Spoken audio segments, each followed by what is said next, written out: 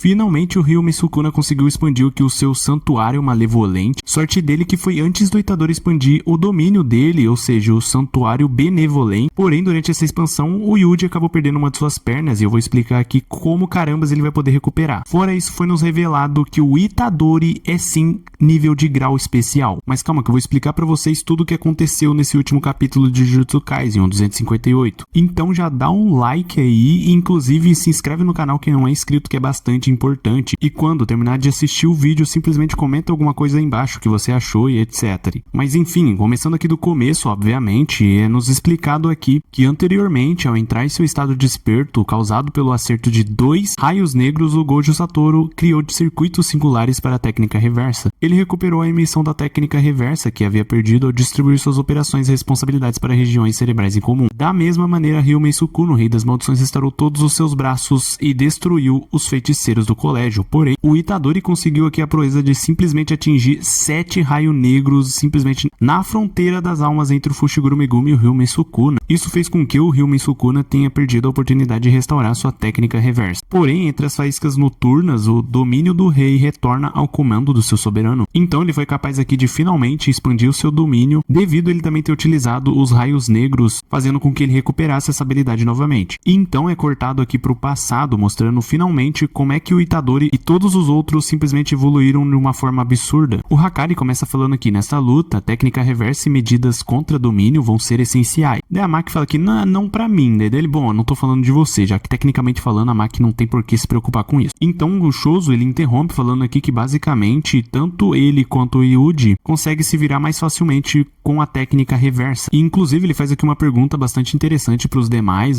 onde ele fala aqui: quando vocês regeneram um corpo com a técnica reversa, de onde vem o sangue perdido para substituí-lo? Bom, tanto o Okotsu quanto o Hakari fala assim: bom, é algo intuitivo, automático, ou seja, eu nem faço ideia. Daí então achou que ela explica que a energia amaldiçoada é convertida em sangue. No caso da técnica reversa, a maioria das pessoas é capaz de curar a si mesmas, mas não consegue curar os outros. O motivo é o fato da aplicação ser diferente, o outro e a rejeição do receptor. A rejeição da energia amaldiçoada de quem está tratando ou a falha de conversão de energia amaldiçoada por parte do tratado. É por isso que a eficácia do meu tratamento varia bastante de pessoa para pessoa. Então o Shoso ele complementa falando aqui: é como eu pensei, tenho a condição corporal para converter energia amaldiçoada em sangue. Resumindo, os dois têm um obstáculo menor para aprender a técnica reversa do que o resto de nós. Se levar os nossos outros irmãos, essa condição deve aparecer no Yuji também, junto com alguma forma de técnica amaldiçoada. E não é só isso, não temos um enorme consumo de energia amaldiçoada, que é o gargalo da técnica reversa, porque podemos cobrir a parte da técnica com nossa condição corporal, eu acho. Ou seja, resumindo, basicamente aqui, tanto o Shoso quanto o Yuji, eles podem utilizar aqui a técnica reversa de uma maneira mais simplificada do que os outros, e muito provavelmente em uma potência maior. Então o Shoso fala que por isso, em um futuro treinamento substituição, quer enfrentar alguém que consiga usar a técnica reversa pelo menos uma vez. Então o Itadori fica com essa cara de sem entender nada, assim como nós também que líamos aqui essa parte, e pergunta aqui: treinamento de substituição, que merda é? Bom, calma aí que já foi explicado aqui pelo próprio irmãozinho da Mei Mei, onde a técnica amaldiçoada dele é o movimento espacial do alvo, que significa que com ele você pode pular para qualquer lugar ou pessoa que ele marcar. Nesse momento aqui é dividido o alvo em uma alma e um corpo. E assim, resumindo todas as palavras dele, quando ele utiliza a técnica dele de teletransporte, com a permissão da pessoa ou das pessoas que ele estiver teletransportando, ele consegue mudar as almas de corpo, já que os dois são separados. Porém, o Itadori se preocupa e dá um contraponto aqui, falando aqui que na técnica do espírito amaldiçoado, que ele lutou, o Mahito no caso, quando a alma muda de forma, o corpo muda de forma. Então, se a alma for substituída, o corpo vai ser forçado a ter a forma da alma, ou seja, os corpos vão se modificar. Mas daí o irmãozinho aqui da Mei Mei simplesmente fala que não precisa se preocupar, que ele achou uma maneira de burlar isso. E então é dito aqui pelo Kusakabe, aqui com o Itadori, falando assim: você está crescendo como feiticeiro numa velocidade tremenda. E ele explica isso de uma maneira bastante simples. Os movimentos dos esportes e em qualquer outra coisa são aprendidos pelo corpo depois de repetidos. Sukuna manipulou Jujutsu enquanto estava no controle do seu corpo. Você tem memória Jujutsu de classe super especial no seu corpo. Por isso, sua digestão e seu crescimento são de uma rapidez incomum. A mesma coisa é feita nesse treinamento de substituição. Primeiro será comigo, com a minha manipulação de energia amaldiçoada e os fundamentos da técnica da barreira, vamos colocar o domínio simples no seu corpo, o que obviamente explica aquela cena onde o Itadori e o Kusakabe teriam supostamente trocado de de corpo, e agora isso daqui na verdade é um fato. E então o Yui, ele explica aqui que em um mês há uma limitação de 2 trocas por pessoa, portanto pensem bem nas combinações de quem que ele vai querer trocar o corpo para qual tipo de habilidade. Então, voltando aqui para a batalha, durante aqui a expansão de domínio do Sukuna, o Itadori está utilizando aqui o domínio simples. Daí ele simplesmente faz aqui uma análise completa da expansão de domínio do Sukuna e pensa que só de olhar já dá para perceber que o domínio dele não tá perfeito, tem um buraco, precisa aguentar isso. Então o narrador fala aqui que a percepção do Itadori estava correta. Mesmo neste momento derradeiro, o Ryumen Sukuna não reduziu o grau de dificuldade da técnica da barreira, assim como em Shibuya não separou a área de efeito e o mundo externo da barreira. Cobrir o domínio com um revestimento externo da barreira fornece aqui uma rota de fuga. O pacto desapareceria, o alcance do seu efeito seria menor e a forma como o domínio é usado seria alterada. Ele fez isso pelo fato de que seria impossível capturar a Maki Zenin, que não possui energia amaldiçoada alguma. Entretanto, Sukuna, em seu estado atual, não é capaz de continuar a manter esse domínio de nível avançado. 99 segundos é o que o Itadori precisa aguentar, já que, depois desse tempo, o Santuário Malevolente entrará em colapso. E assim, não só o Itadori, mas como todo mundo tá tentando aguentar ao máximo. Porém, pelo fato aqui do Itadori não ser bem desenvolvido, aqui o domínio simples dele, no caso, né,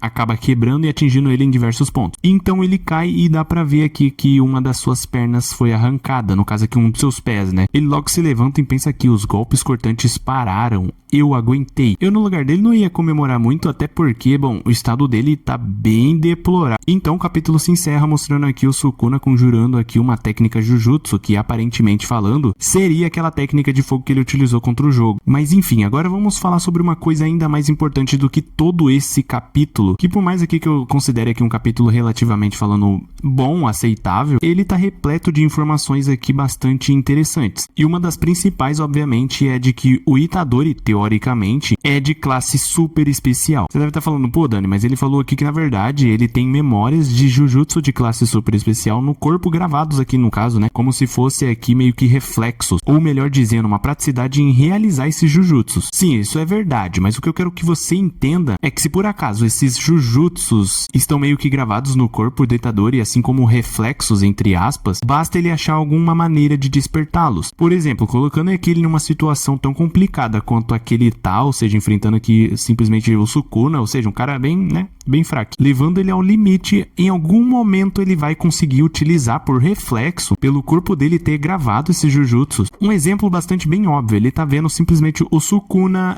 conjurando aqui, né, e utilizando um Jujutsu bastante poderoso. E teoricamente, só dele ver esse Jujutsu, em que o próprio Sukuna utilizou no corpo do Itadori, ele pode do nada replicar e utilizar essa técnica contra o próprio Sukuna. Mas enfim, fora isso, nós temos que descobrir aqui também com que pessoa, além do Kusakabe, o Itadori trocou de corpo para aprender qual tipo de habilidade. Muito provavelmente foi com o Shoso, até porque ele tá utilizando o sangue perfurante. Fora que também anteriormente teve uma afirmação aqui do Itadori falando que o Shoso é um bom professor, ou seja, os dois treinaram. Não dá pra saber se foi realmente trocando de alma, no caso o corpo, né, na verdade, ou se foi por acaso com os dois cada um no seu corpo e ele aprendeu a utilizar essa técnica bem complexa que é a do Shoso. O que também explica meio que a situação aqui dele acabar meio que recuperando a sua perna, utilizando técnica reversa, já que ele, assim como o Shoso, tem muita vantagem em cima dos demais ao utilizar essa técnica. E também aprendeu com o Shoso, etc. Mas enfim, essas seriam as principais afirmações desse último capítulo. E para saber o que vai acontecer no 259, que vai ser lançado, se eu não me engano, quinta-feira ou sexta-feira, eu vou estar trazendo aqui para vocês. O que é importante vocês se inscrever no canal, ativando as notificações, deixando o like também para recomendar outros vídeos, que é bastante importante e eu vou estar trazendo aqui no canal. Além do mais, comentem aí embaixo o que vocês acharam e também o que vocês teorizam aqui a respeito do que eu falei sobre o Itadori ser um grau especial, tecnicamente falando. Além do mais, é isso e até a próxima.